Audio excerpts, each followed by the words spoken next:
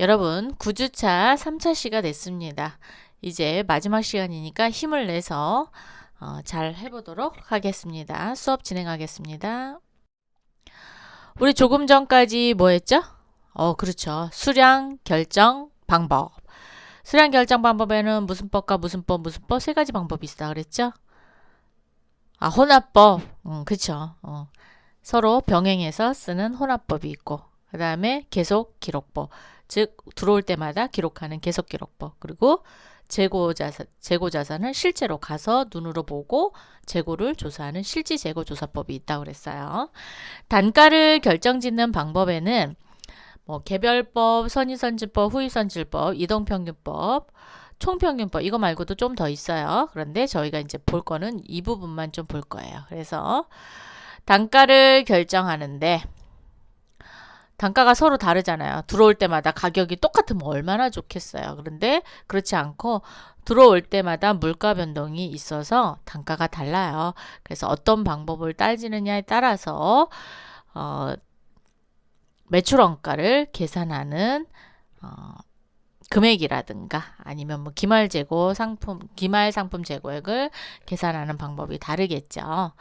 자, 그럼 단가 방법은 첫 번째, 개별법. 개별법이라고 딱 이렇게 보니까 어때요? 그렇죠. 각자 논다라는 거죠. 각자 노는 거니까 어때요? 아주 귀한 거.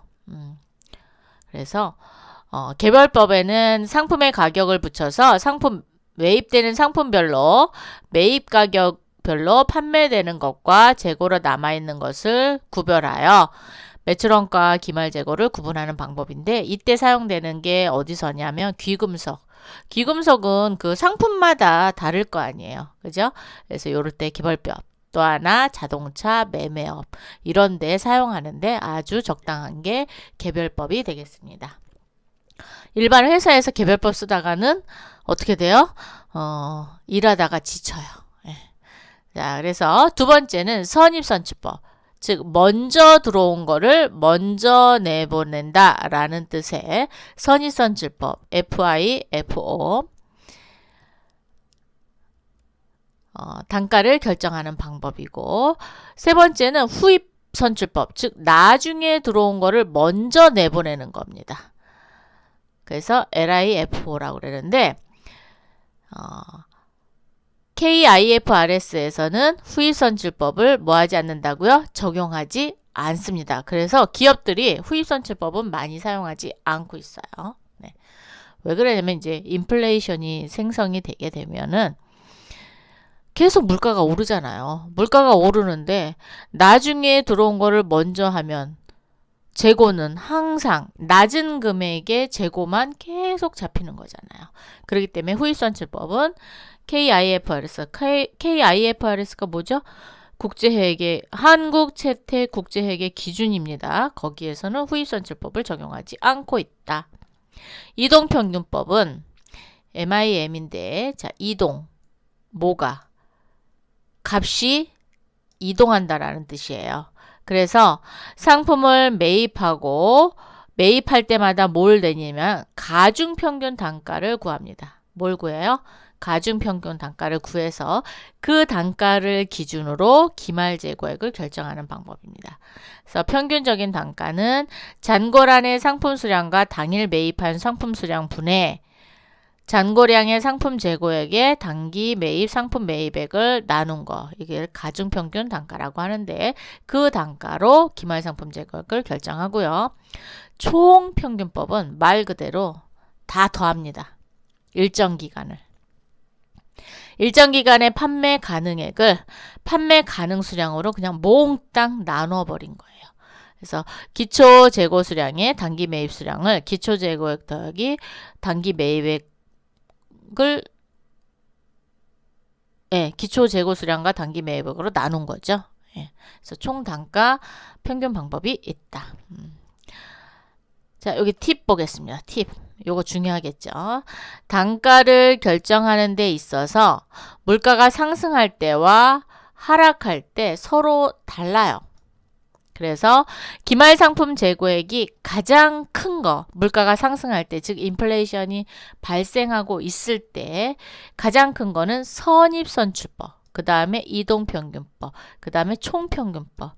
이유는 어떻게 되죠? 선인선출법은 먼저 들어온 게 먼저 나가니까 기말재고액이 최신 단가가 되는 거예요. 그래서 가장 높습니다. 그런 반면에 매출원가는 먼저 들어온 게 먼저 나가잖아요. 그럼 매출원가의 금액은 그만큼 줄어들겠죠. 그래서 총평균법이 가장 크고 이동평균법, 그 다음에 선인선출법. 그래서 매출원가는 선인선출법이 가장 작다. 당기순이익은 선인선출법이 가장 높고 총평균법이 가장 낮습니다. 물가가 하락할 때는 상승할 때랑 반대로 생각하시면 돼요. 물가가 하락한다라는 건 선인선출법 같은 경우는 최근에 들어온 게 뭐가 되는 거예요? 기말상품 재고액이 되잖아요. 그러면 기말상품 재고액이 그만큼 액수가 줄어들겠죠. 그래서 가장 낮습니다. KIFRS에서는 재고자산 평가 방법에 뭘 안 써요? 후인이 아니라 후입입니다. 자, 후입선출법. 후입선출법은 허용하지 않고 있다. 그런데 어디서? 일반 기업 회계 기준이나 중소기업 회계 기준에서는 허용하고 있습니다. 근데 회사들이 후입선출법 많이 쓰지 않고요. 선인선출법 많이 쓰거나 이동평균법 많이 씁니다. 자, 문제 가겠습니다. 상품재고장 기록할 거예요. 여러분은 답지가 없습니다. 그래서 기록을 해주셔야 돼요. 자, 주식회사 서울의 6월증 갑 상품의 거래 현황이다. 이 자료에서 상품 재고장을 선인선출법과 이동평균법으로 작성을 하시오라고 했어요. 같은 문제를 가지고 선인선출법과 이동평균법을 해서 매출원가가 얼마나 차이가 나는지를 한번 살펴볼 거예요. 자, 6월 1일 저널에서 넘어왔습니다. 몇 개? 200개. 1,500원짜리가 이렇게 여기 첫 장에다가 쓰시면 돼요. 6월 그리고 1일. 여기 연도 쓰셔도 돼요. 이렇게 2020년 뭐 2020년이면 2020년 예. 연도 쓰셔도 되고요. 안 쓰셔도 되고요. 네. 자, 저널에서 넘어왔습니다. 즉 5월 달에서 넘어온 거죠. 그죠? 200개 넘어왔고 1,500 그리고 30만 원. 요거를 그대로 어디까지 가느냐? 잔고량까지 갑니다. 그 다음에 6월 5일 날 매입은 400개예요. 근데 단가가 얼마예요? 1,800원짜리니까 플러스를 해놓으면 안 되겠죠. 그래서 5일 날 매입 400개 1,800원 그래서 72만 원. 그러면 요렇게 옵니다. 요렇게 오면 먼저 들어온 걸 먼저 내보낸다 그랬죠. 그래서 요 잔고 그대로 내려오고요. 그 다음 들어온 거를 바로 밑에 칸에다가 이렇게 입력하는 겁니다. 이렇게 기록해야 하는 거예요. 그래서 200개의 1,500원짜리를 먼저 내보내야 돼요. 이거를 혼합해 놓으면은 어떤 게 먼저 들어왔는지 모르잖아요. 그래서 기록은 이렇게 합니다. 9일날 팔았어요. 몇 개? 400개를 팔았어요. 자, 400개를 팔 때 5일날 400개를 팔까요? 6일날 거 먼저 내보내고 5일날 거 200개 내보낼까요? 그렇죠. 선인선출법은 기초를 먼저 내보내야 돼요. 그래서 1,500원짜리를 먼저 내보내고 부족한 거를 그 다음 요 400개에서 그 다음을 끌고 오셔야 됩니다. 그래서 200개와 400개, 그래서 1,500원, 1,800원, 그래서 30만원과 36만원을 기록합니다. 그럼 잔고를 한번 볼까요? 그러면 전월 2월에 200개는 모두 다 나갔죠. 그래서 없습니다. 여기 없는 거 보이시죠? 그리고 그 다음 200개를 기록하는 거예요. 그러면 1,800원짜리만 200개가 남았죠. 6월 15일 날 상품을 사갖고 왔는데 이번에는 얼마짜리예요? 2,000원짜리를 사왔네요. 그죠? 자, 15일 날 매입에 200개 40만원이 들어왔어요. 단가는 2,000원짜리. 이쪽에 오시면 자, 위에 있는 거 그대로 한 칸 내려와야죠. 이게 만약에 전월 2월도 있다. 그러면 이제 세 칸이 내려오는 거예요.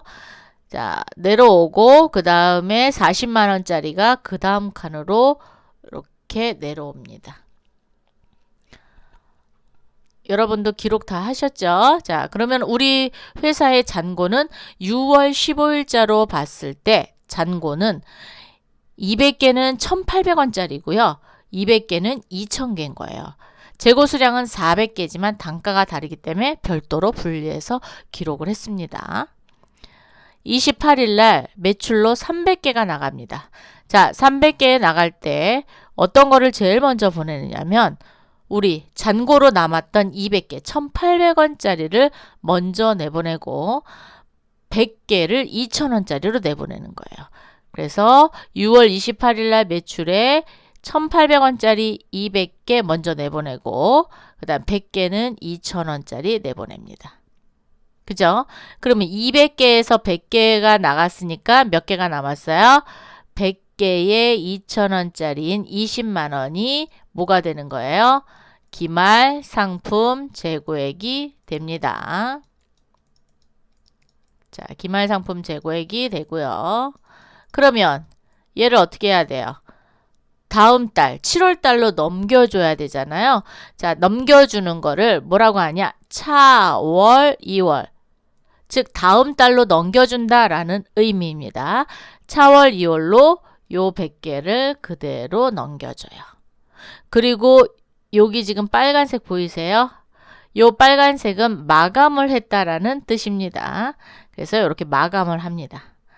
잔고는 왜 마감을 하냐? 잔고는 마감 안 하죠. 예. 들어오고 나간 것만 마감을 하니까. 자, 그래서 이 고는 총 몇 개가 들어왔냐? 200개, 400개, 200개 들어왔어요. 그죠? 그래서 총 몇 개? 800개가 들어왔고. 왜 단가 다 다르잖아요. 그래서 단가는 기록하지 않고. 자, 30만원, 72만원, 40만원이 매입액이 되겠죠. 그래서 142만원이 기초와 72만원이 40만원이 매입액이에요. 그래서 142만원 기록했죠. 그 다음에 출고는 몇 개가 나갔냐? 200개, 200개, 200개, 100개. 그리고 기말 재고액을 다음 달로 넘겼죠. 그래서 100개까지 나갔어요. 그래서 800개. 그래서 금액은 142만원. 그러면 이제 다음 달 7월 달에 기말 재고액 받아야 하잖아요. 그래서 7월 1일 날 차월 2월이 아니라 전월 2월입니다. 이거 오타입니다. 전월 2월 100개 해서 2,000원짜리가 들어오는 거예요. 그래서 100개에 20만 원이 기초 상품 재고액이 되는 겁니다. 되셨어요? 자, 이렇게 해서 계산을 했고요. 그러면 도대체 총 매출액의 매출원가는 얼마냐? 매출원가는 자, 제가 요걸 좀 지울까요? 너무 많아서 그죠? 여러분 헷갈리죠? 제가 조금만 지우겠습니다. 지우개로 어디만 지울 거냐면 여기만 지울 거예요. 자, 여기만. 매출원가는 도대체 어디까지냐? 네. 매출원가를 제가 표시를 한번 해볼게요. 무슨 색으로 할까요? 파란색으로 한번 해볼까요? 이번에? 자, 매출원가는 여기 30만원 그리고 200개 또 200개에 36만원 그리고 200개에 36만원 100개에 20만원 요게 매출원가가 돼요. 매출원가 한번 계산해 보세요. 얼마인가? 30, 36, 36, 56에 66이면 100 얼마죠?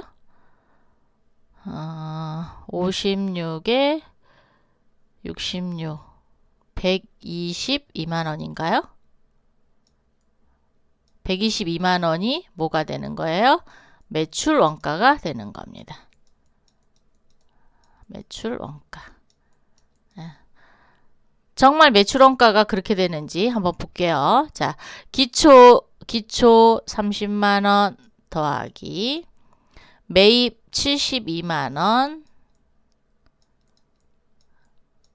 더하기 매입 40만 원 매출은 아니죠. 그 다음에 기말 상품 재고액 얼마였어요? 20만 원. 20만 원은 빼야죠. 자, 빼면 40에서 20을 빼니까 20 남았고 50. 에? 뭐 잘못됐는데요? 자, 72만 원. 제가 뭘 잘못 계산했나요? 30만 원에 72만 원, 그 다음에 40만 원을 더했어요. 그리고 기말 상품 재고액이 20만 원인 거예요. 그러면 122만 원 맞죠? 자, 30하고 72만 원, 102만 원. 그리고 40에서 20만 원 빼니까 20만 원. 122만 원. 매출원가 딱 맞아 떨어지죠? 자, 요렇게 해서 매출원가까지 계산해 봤어요. 수량은 200개 더하기 400개. 그 다음에 200개. 그리고 총 나간 게 몇 개 남았어요? 100개. 그래서 700개. 700개가 수량이 되겠죠. 자, 이번에는 뭐를 할 거냐면 선의선출법 계산했죠. 선의선출법의 매출원가는 122만 원, 기말상품 재고액은 20만 원입니다.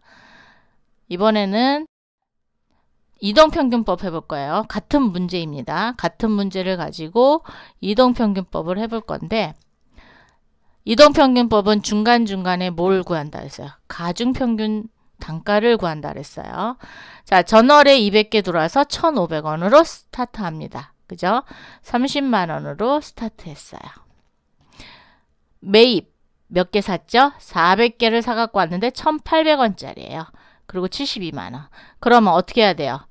얘랑 얘랑 더하고 얘랑 더해서 나눠야 단가가 되죠. 그러면 얼마예요? 102만 원을 뭘로 나눠요? 600으로 나누는 겁니다. 600으로 나누면 단가가 1,700원이 될 거예요. 그러면 나중에 내보낼 때 1,700원짜리를 내보내면 되는 거예요. 그래서 9일날 매출이 400개가 있어요. 이 600개 중에 400개를 갖다 쓰는데 이때 단가가 가중평균 단가 1,700원짜리를 갖다 쓰는 거죠. 그래서 68만 원어치를 내보냈습니다. 6월 15일 날 200개를 또 사왔죠. 자, 200개인데 이번에는 얼마짜리? 2,000원짜리를. 그러면 어떻게 해야 돼요? 여기 잔고로 남아있는, 잠깐만 파란색으로 할게요. 잘 안 보이죠? 자, 600개에서 400개 나갔으니까 200개에 1,700원짜리가 있어요. 요 잔고에다가 200개 더하니까 얘는 또 어떻게 돼요? 400개인데 단가는 얼마였죠? 34만 원과 40만 원을 더합니다. 그러면 74만 원인가요? 74만 원을 400원으로 400개로 나누면 1,850원이 나온답니다. 계산 한번 해보세요, 여러분. 34만 원과 40만 원을 더하시는 거예요. 그럼 74만 원이에요. 74만 원을 400개로 나누는 거예요. 그럼 단가가 얼마가 나왔어요? 1,850원. 그러면 그 다음에 매출할 때는 1,850원이 단가가 되는 거예요. 그래서 9월 28일 날 300개를 다시 팔았습니다. 그죠? 팔았으니까 우리 재고를 보니까 몇 개가 있어요? 400개가 있어요. 그죠? 400개에서 몇 개를 갖고 와요? 300개를 갖고 옵니다. 그리고 단가는 얼마? 1,850원. 그래서 55만 5천 원. 그러면 우리 회사에 6월 30날 남아있는 재고는 1,850원짜리 재고 100개가 남아있어서 18만 5천 원이 뭐가 되는 거예요? 그렇죠. 기말 상품 재고액이 되는 거죠. 기말 상품 재고액. 아까랑 금액이 틀리죠? 예. 그래서 단가를 어떤 거를 선택했느냐에 따라서 기말 재고액 또는 매출원가의 금액이 달라진다라는 거예요. 그럼 이동평균법에서 이제 다음 달로 넘기는 거는 100개에 18만 5천 원. 요게 7월에 전월이월이 되죠. 그래서 이렇게 넘어갑니다. 그럼 매출원가는 이번에는 무슨 색으로 해볼까요? 노란색으로 한번 해볼까요? 자, 노란색으로 매출원가는 그렇죠. 여기 400개에 60만 원과 300개에 55만 5천 원이 뭐가 되는 거예요? 매출 원가가 되는 거죠. 아, 이 노란색은 너무 안 보인다. 그죠? 다른 색으로 한번 해볼게요. 초록색. 자, 매출 원가. 매출 원가 그럼 얼마예요? 자, 매출 원가는 100 어떻게 돼요? 133만 5천 원이 되네요. 맞나요? 133만 5천 원 맞나요? 아니네요. 123만 5천 원이네요. 자, 123만 5천 원입니다.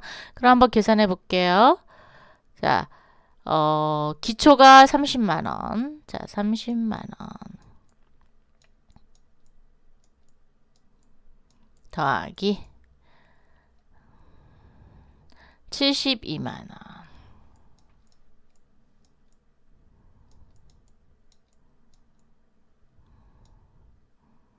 또 더하기 40만 원. 빼기 기말은 얼마예요? 18만 5천 원. 5천 원. 해보세요. 그러면 30에서 18만 5천 원을 빼면 11만 5천 원. 그죠? 11만 5천 원에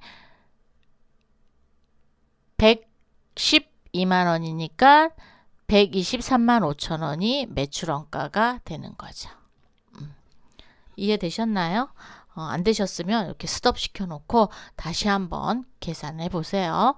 네, 이렇게 해서 선의선출법을 했을 때 매출원가랑 지금 이동평균법의 매출원가랑 서로 다르게 측정이 됐잖아요.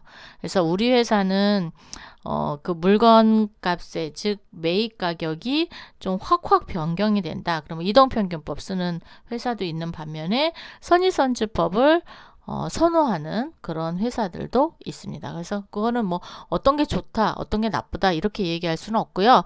회사 사정에 의해서 재고자산을 평가하는데 우리 KIFRS나 아니면 세무 쪽에서 주로 많이 사용하는 건 선의선출법을 많이 사용을 합니다. 그리고 뭐 무신고라든가 이럴 때 선의선출법으로 신고하게끔 또 되어 있어요. 그래서 그거랑 맞추느냐고 선의선출법을 좀 많이 쓰고 그다음 총평균법도 많이 씁니다. 자, 이렇게 해서 상품 재고장 만들어 봤어요. 이번에는 기타 채권과 채무입니다. 우리 매출 채권과 매입 채무 했었죠? 그리고 나머지는 기타 채권 또는 일반 채권, 일반 채무라고 얘기를 합니다. 자, 기타 채권에는 뭐가 있어요? 단기 대여금, 빌려준 게 있으면 빌려온 게 있겠죠? 그래서 단기 차입금이 있습니다. 자, 단기 동안, 즉 1년 이내에 상환할 조건으로 내가 돈을 빌려줬다. 그러면 단기 대여금. 1년 이내에 상환할 조건으로 돈을 빌려왔다. 그러면 단기 차입금이죠. 그래서 자산, 당좌 자산, 얘는 부채, 유동부채. 현금을 단기간 대여한 경우 차변의 단기 대여금, 대변의 현금. 차입한 경우 부채인 단기 차입금이 대변에 나타나죠. 그래서 현금. 미수금은 뭐고 미지급금은 뭐죠? 자, 미수금은 아직 돈을 받지 않은 돈. 미지급금은 아직 돈을 지급하지 않은 돈이죠. 그래서 얘는 특징이 있어요. 자, 밑줄. 상품 매매 거래 이외, 즉 상거래 외, 일반 상거래 외라는 말이 꼭 들어와야 돼요. 여러분. 왜? 재고자산을 사고 팔을 때 돈을 안 주면 뭐라 그랬어요? 그렇죠. 외상매출금, 외상매입금이라고 했잖아요. 그거를 제외한, 즉 재고자산에 대한 상거래를 제외한 나머지 뭐 비품을 팔았다든가 건물을 팔았다든가 아니면 유가증권을 줬는데 돈을 아직 안 줬다든가 뭐 이런 거죠. 그런 경우는 기타 채권으로 분류를 하기 때문에 미수금 또는 미지급금이라고 합니다. 미지급 비용이라는 말을 쓰기도 해요. 그런데 미지급 비용은 대체적으로 결산에 많이 씁니다. 그리고 기중, 즉 회계 기간 중에는 미지급금이라는 말을 가장 많이 쓰니까 그렇다고 해서 미지급 비용이라고 썼다고 해서 틀린 건 아니에요. 그런데 이제 대체적으로 미지급금이라는 말을 많이 씁니다. 기중에는. 그리고 결산할 때만 미지급 비용이라는 말을 쓰니까 여러분은 그냥 미지급금으로 외우세요. 네. 자, 그래서 건물이나 토지, 비품, 차량 운반구 이런 거를 구입하거나 처분했을 때 돈을 아직 못 받았다. 이랬을 때 미수금 또는 미지급금 계정으로 처리한다. 미수금은 자산, 자산 중에서도 당좌 자산. 미지급금은 부채, 부채 중에서도 유동부채죠. 자, 건물을 구입하고 대금을 월말에 지급하기로 했대요. 월말에 지급하니까 살 당시에 돈 안 지급했잖아요. 그래서 차변의 건물, 대변의 미지급금이라는 계정 과목이 나오는 거고, 두 번째, 비품, 내가 사용하던 컴퓨터 팔았어요. 자, 컴퓨터는 비품이라고 하죠. 자, 비품을 팔았습니다. 팔았는데 대금을 월말에 주겠대요. 그러면 월말까지는 아직 받지 않았잖아요. 그래서 차변의 미수금, 대변의 비품 이렇게 분개합니다. 선급금과 선수금이 있어요. 선급금이라는 건 먼저 선자를 써서 먼저 준 돈. 그리고 선수금은 먼저 받은 돈. 자, 먼저 주고 먼저 받는 거 뭐 있어요? 계약금. 그렇죠. 계약금 있죠. 그래서 상품 매매 계약을 맺고 일부를 먼저 지급하면 선급금, 일부를 먼저 받으면 선수금. 자, 선급금은 자산이고 선수금은 부채가 되겠습니다. 상품 매매 회계 처리 볼게요. 상품 매매 계약을 하고 계약금을 현금으로 지급했다. 그러면 차변의 선급금, 대변의 현금. 상품 계약을 하고 계약금을 현금으로 받았다. 그러면 차변에 현금 들어오죠. 대변에 뭐예요? 선수금. 이렇게 정리가 되겠습니다. 가지급금, 가는 가짜라는 뜻이에요. 가지급금과 가수금은 어떤 의미냐면 현금의 지출은 있어요. 그런데 원인을 모르는 거예요. 도대체 얘가 어디다 쓴 거지? 즉 계정 과목으로 분류하지를 못할 때 쓰는 임시 계정입니다. 자, 그래서 여기 보세요. 현금의 지출이나 수입은 있었으나 거래 내용이 뭐예요? 확정되지 않아 뭘 할 수 없는 거예요. 계정 과목과 금액을 확정 지을 수 없을 때 쓰는 계정 과목으로서 자, 얘를 뭐라고 한다고요? 임시 계정. 임시 계정이에요. 임시 계정이기 때문에 재무상태표에 나타나면 안 됩니다. 여기 확정될 때까지 일시적으로 설정하는 가계정이다. 예. 가계정이다. 즉 가짜로 만들어 놓은 계정이다 라는 뜻이에요. 예. 그렇게 하시면 되는데 주로 어느 때 쓰느냐? 가지급금은 여러분 사원을 출장을 보내면 그 출장 가서 그 사원이 얼마를 쓸지 아셔요? 가서 밥도 먹어야 되고 또 뭐 해야 돼? 잠도 자야 되고 기름값도 들어야 되고 그렇잖아요.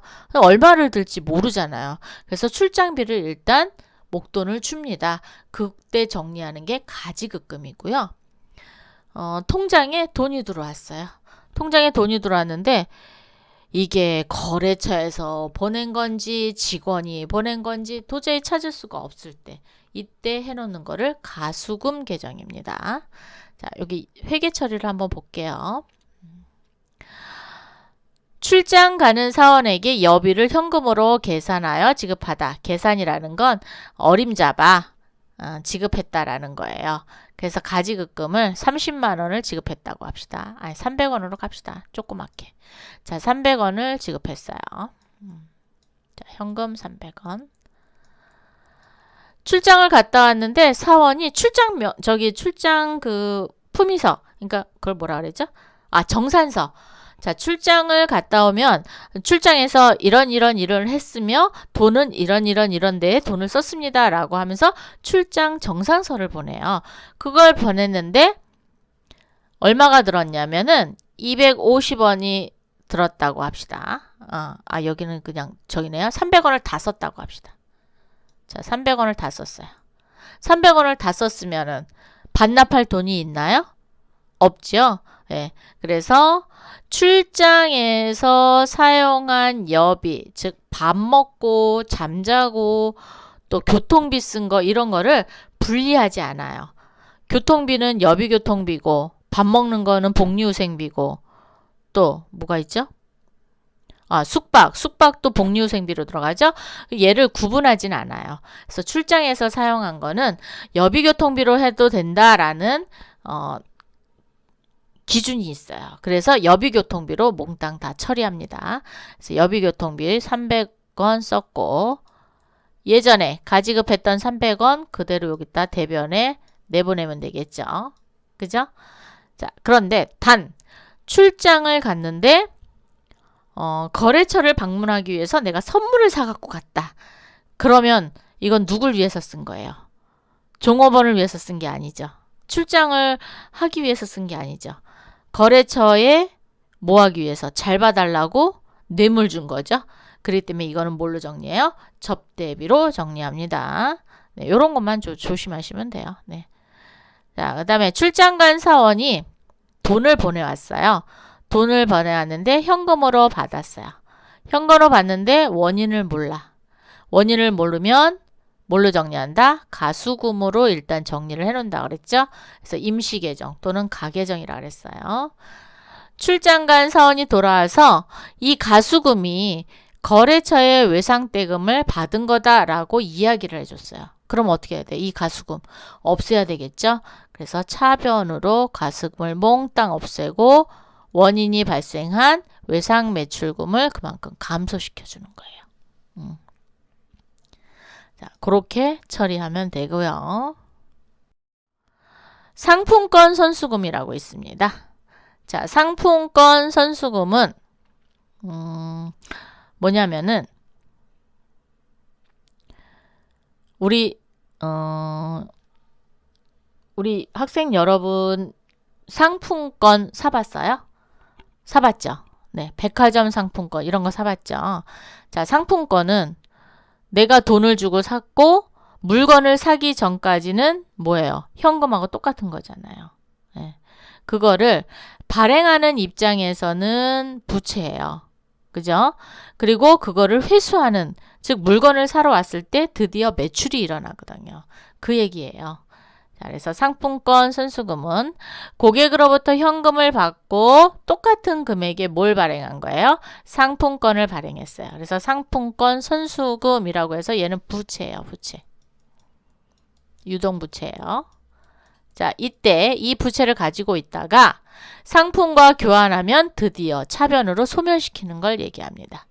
그래서 고객에게 상품권을 발행하고 현금을 받은 경우 차변의 현금, 대변의 매출 이렇게 할 수가 없어요. 왜? 물건을 아직 안 사갔기 때문에. 그래서 상품권 선수금이라는 계정을 쓰는 거예요. 자, 상품권 선수금으로, 즉 상품권으로 상품을 매출했다. 그러면 상품권 선수금을 그만큼 없애주고요. 매출로 잡으시면 되겠습니다. 예수금 한번 볼게요. 자, 예수금은 여러분이 좀 쉽게 생각하면 이런 거예요. 내 돈이 아니고 남의 돈을 잠시 보관해 놓는 거예요. 그런 게 뭐가 있냐면 이런 게 있잖아요. 종업원한테 뭘 줘요? 급여를 줍니다. 그죠? 종업원한테 급여를 주는데 종업원이 월급을 타면 뭘 떼야 돼요? 세금을 떼야 되잖아요. 그런데 우리 회사에 100명이 있다고 합시다. 우리 회사에 100명의 직원한테 급여를 줘요. 급여를 주는데 이 100명이 소득세를 내기 위해서 세무서에 가서 줄을 서 있어요. 그러면 세무서 직원이 좋아할까요? 싫어할까요?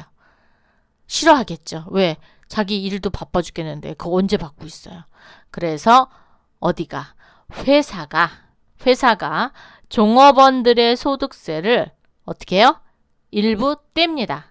떼는 거를 원천징수한다라고 얘기를 해요. 원천징수한 돈을 회사가 보관하고 있다가 납부하는 날 일괄적으로 납부하는 게 예수금인 거예요. 그렇게 할 수 있는 게 소득세가 있고요. 지방소득세. 그 다음에 여러분이 알고 있는 사회보험, 즉 건강보험, 고용, 또 뭐 있죠? 국민연금 이런 것들을 모아놓는 거를 예수금이라고 한다라는 거죠.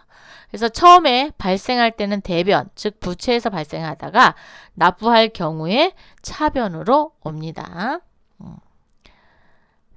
그런데 이제 사회보험은 뭐가 있냐면은 소득세 같은 경우는 종업원이 소득을, 즉 이익을 받기 때문에 거기서 떼는 거니까 종업원만 내요. 그런데 사회보험은 회사가 50% 부담하고 종업원이 50% 부담하게끔 나라에서 정했지요. 그러면 종업원이 부담하는 건 예수금이고요. 회사에서 납부하는 것은 달라요. 그래서 그거를 좀 보겠습니다. 여기 보세요. 회사가 부담하는 산재보험료, 고용보험료, 건강보험료는 뭘로 처리해요? 복리후생비로 처리하거나 요 산재보험료와 고용보험료를 보험료로 처리할 수도 있습니다. 이거는 회사마다 조금 다르기도 하고요. 뭐 회사에서 보험료로 처리했다고 틀렸다 이렇게 볼 수는 없거든요. 그래서 보험료로 처리하는 경우도 있고 또는 복리후생비로 처리하고요. 국민연금은 뭘로 처리한다? 세금과 공과로 처리한다. 요것만 주의하시면 돼요.